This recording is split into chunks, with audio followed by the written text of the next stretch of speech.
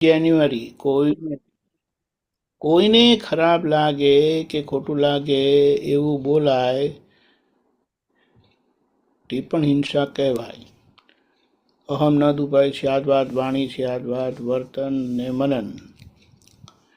અહીંયા મુદ્દો શું કહે છે? આપણે તપાસ કર્યા કરવાની કે ક્યાં સ્યાદવાદના પ્રમાણ ચૂકાય છે. સ્યાદવાદના પ્રમાણ ચૂકાય અને આપણે મોક્ષે જઈએ એ બનવાનું નથી. એટલે સ્યાદવાદ પહોંચ્યા વગર કોશે ગયેલું નહીં. એટલે આપણે ખાલી વિચારીએ કે પ્રેમ સ્વરૂપ થયા વગર મોક્ષે જવાશે? ના જવાય. બોલો. એટલે એનો બહુ સરસ જવાબ આપી દીધો આપણને કે આપણાથી કોઈને જરા બી ઓછું લાગે, સહેજ પણ કોઈનું પ્રમાણ દુભાય કે પ્રમાણ સચવાયું નહીં, દુભાયું નહીં એ તો બરાબર છે, પણ પ્રમાણ સચવાયું નહીં તો સામાન્ય સહેજ પણ દુઃખ થયું તો આપણે છૂટી શકીએ નહીં. એટલે આપણા મન વચન કાયનો વ્યવહાર પણ શુદ્ધ થવો જોઈએ. અને એકદમ સ્પષ્ટ શુદ્ધ થયો ત્યારે આપણે છૂટ્યા. એટલે અંદર શું કહેવાય છે?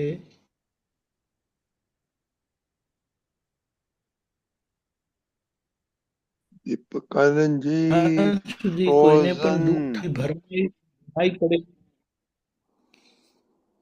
ભરાઈ પડેલું અજ્ઞાન છે. ભરાઈ સંભળાય છે? જ્યાં હજી હેલો,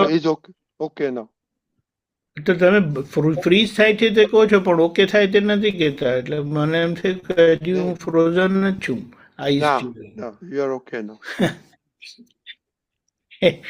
એટલે આપણે શું કહીએ, આ બધા પ્રમાણ એટલા સરસ આપેલા છે. 9 કલમો પ્રાપ્ત મન ચીજ મને ખપતી નથી, આ પ્રમાણ એટલા બધા. અને સ્યાદવાદ તો અલ્ટિમેટ આપી દીધું આપણને.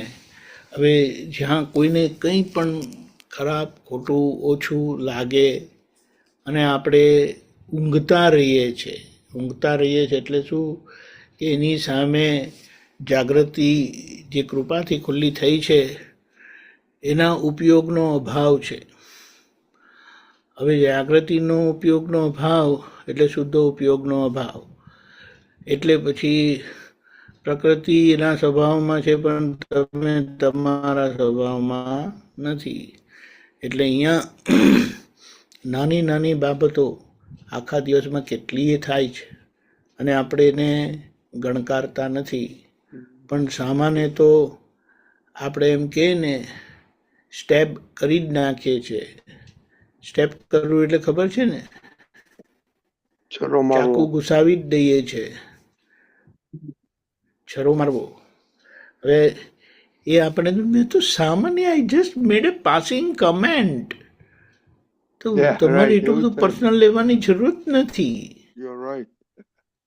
બોલો, અરે તમારા પાસિંગ કમેન્ટથી સામાન્ય સ્ટેપ થયું તેનું શું કરવાનું? પણ એ તમારી નબળાઈ કહેવાય. બોલો. એટલે અંદરથી આવી વકીલાત કરનારા પણ હજી છે જે પોતાની ભૂલ જોવા દેતા નથી, પોતાની ભૂલ સમજવા દેતા નથી, પોતાની ભૂલ સ્વીકારવા દેતા નથી.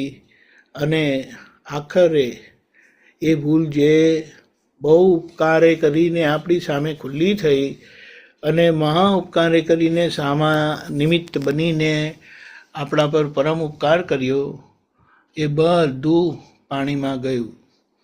એટલે નિમિત્તનો ઉપકારી ભાવ આ વ્યવહારનો ઉપકારી ભાવ છે. વ્યવહારનો ઉપકારી ભાવ શું કામ? કારણ કે વ્યવહાર એટલો બધો નિખાલસ છે, વ્યવહાર એટલો બધો નિખાલસ છે કે નાનામાં નાની ભૂલ થયેલી હોય ને તો એ વ્યક્ત કરી દે છે. અને નિશ્ચય એટલો બધો જાગૃત છે કે એ એ બગડેલો વ્યવહાર જ્યારે નિખાલસ ભાવે વ્યવહાર વ્યક્ત કરે છે ત્યારે એને પ્રકાશિત કરી દે છે. હવે બંને એની જગ્યાએ છે અને આપણે વચ્ચે ઊંઘતા છે અંતરાત્મા દશાએ કરીને. સમજાયું? એટલે આપણે ઊંઘતા પકડાઈએ નહીં, ગેરહાજર પકડાઈએ નહીં. તેની દરકાર રાખવાની છે, તેનો ખ્યાલ રાખવાનો છે. એટલે આપણે કોઈને ખરાબ લગાડવું નથી. જો આપણે જો એમ 9 કલમો નહીં બોલતા હોય, પ્રાપ્ત મન વચન કાયાથી કોઈ જીવને કિંચિત માત્ર દુઃખ ન હો, કેવળ શુદ્ધાત્મા અનુભવ છું, આ જગતની કોઈ પણ વિનાશી ચીજ મને ખપતી નથી, મારા મન વચન કાયા સ્યાદ વાદ થાય, એવી ભાવના તો ભાવે જ છે.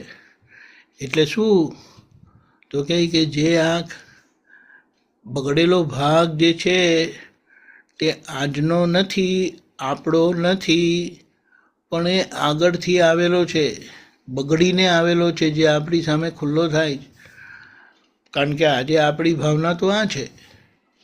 એટલે આપણે આજના આપણી ભાવના સાથેના પાછલા પરિણામોને જોયા કરીએ, ઓળખ્યા કરીએ, સુધાર્યા કરીએ. કારણ કે એ કે તમારા જોયા વગર હું કેવી રીતે સુધરીશ? ચોખ્ખું કરવા માટે તમારે જોવું પડશે. એટલે એ જે બગાડ નીકળે છે ને, તે જે આપણે જોતા નથી કે જોવાનું ચૂકાય છે, એ એક પ્રકારનો આપણો અજાણપણે પણ એ ભૂલના પ્રત્યેનો પક્ષ છે.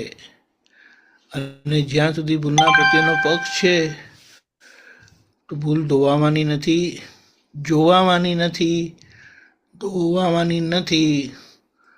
તો પછી એટલો વ્યવહાર અકબંધ રહ્યો, અશુદ્ધ રહ્યો, શુદ્ધિ માટે બહાર આવ્યો તો એણે એનો બગાડ વ્યક્ત પણ કર્યો, પણ આપણે ઊંઘતા રહ્યા. એટલે કુદરતના આ મોકાને આપણે જતો કરવો નથી. એક મોકો એ છે કે ક્યારે આવું જ્ઞાન અક્રમ વિજ્ઞાન સ્વરૂપે ખુલ્લું નથી થતું. તે મોકો આપણને મળ્યો, અસીમ અસીમ અસીમ અસીમ કૃપાથી દાદાનું આ વિજ્ઞાન મળ્યું છે. બીજું, દાદાએ વ્યવહારને વ્યવહાર ઓળખાવ્યો અને નિશ્ચયમાં આપણને પ્રસ્થાપિત કર્યા, જેથી કરીને વ્યવહાર જ્યારે જેવો ગમે તેવો પણ એ ખુલ્લો થાય, વ્યક્ત થાય, ત્યારે વ્યવહાર તો એની જગ્યાએ ખૂબ નિખાલસપણે ઉદારતાથી બતાડી દે છે કે જુઓ, આના પર આવો પ્રયોગ થયો તો અવળો, અને એનું આવડું પરિણામ આવ્યું. હવે તમે દાદાના ડાયા મહાત્મા કે ડાયા આપતો પુત્રો અને મને ચોખ્ખો કરી દો કહે છે. કારણ કે મારી સત્તા નથી, મારી સત્તા અહીંયા કામ નથી કરતી. એટલે આપણે કહીએ કે પરિણામ બદલી શકે નહીં, પણ જે જાગૃત છે, જે પરિણામને પ્રભાવિત કરી શકે છે તે કરી શકે છે. એટલે આપણે જોવાનું ચૂકીએ નહીં. અને જોયા પછી જ્યાં સામાન્ય કંઈક પણ ખરાબ લાગે, કંઈક પણ ખોટું લાગે, તો ત્યાં એ વ્યવહાર સામાન્ય પહોંચે એવો છે, અને સામાન્ય પહોંચે એવો છે ને, સામાન્ય પહોંચ્યો, સામાન્ય ઓછું લાગ્યું, તો ત્યાં તરત એને ચોખ્ખું કરી દઈએ. સામાન્ય પહોંચે એવા અતિક્રમણ જે છે તે પ્રતિક્રમણ માંગે છે. કારણ કે સામાન્ય જે પહોંચ્યું તે એના મનમાં રહી જશે કે આ દીપક આનંદે આવું કર્યું. એટલે પ્રતિક્રમણ કરવાથી એવા પરિણામ કે જેમાં સામાન્ય કંઈ પણ ઓછું લાગે, ખરાબ લાગે, ખોટું લાગે, તો એને પ્રતિક્રમણ દ્વારા ચોખ્ખું કરી નાખવાનું છે. અને જે બગાડ છે પણ કોઈને પહોંચતું નથી, એટલે કોઈને દુઃખ નથી થયું. તો એ તો ફક્ત જોવાથી જ એનું પ્રતિક્રમણ છે.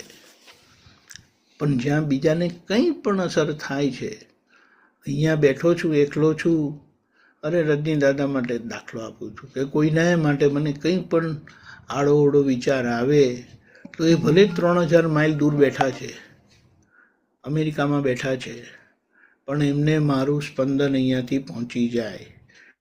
કારણ કે આવું કેમ થયું? કારણ કે જે રજની દાદાએ કહ્યું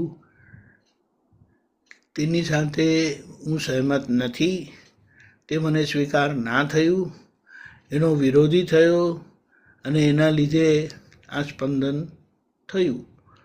એટલે મારા મનમાં એ ગ્રંથિ છે, જે ગ્રંથિ મને પકડાવી રાખે છે, જકડાવી રાખે છે, મને મુક્ત નથી કરતી. અને એ ગ્રંથિ તો છે જ, પણ એ ગ્રંથિને હું જોઈ શકતો નથી, ઓળખી શકતો નથી. એટલે બહારની બાબતને આવી રીતે જે આવે છે બહારનો વ્યવહાર, તેને હું સ્વીકાર કરી શકતો નથી. અને કોઈ પણ રીતે પ્રતિભાવ પ્રતિકાર થઈ જાય છે, અતિક્રમણ થઈ જાય છે, તો ત્યાં એ પ્રતિક્રમણ માંગે છે. એટલે હવે આનો ઉપાય બહુ સરસ બતાડ્યો છે.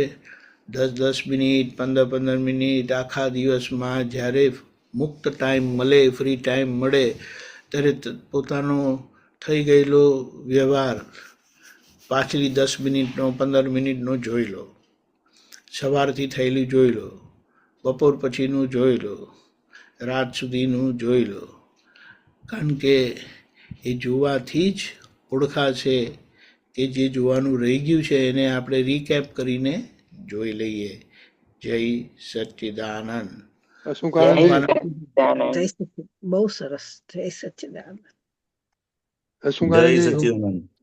હા, પડો કોઈને ખરાબ લાગે કે ખોટું લાગે એવું બોલાય તે પણ હિંસા કહેવાય.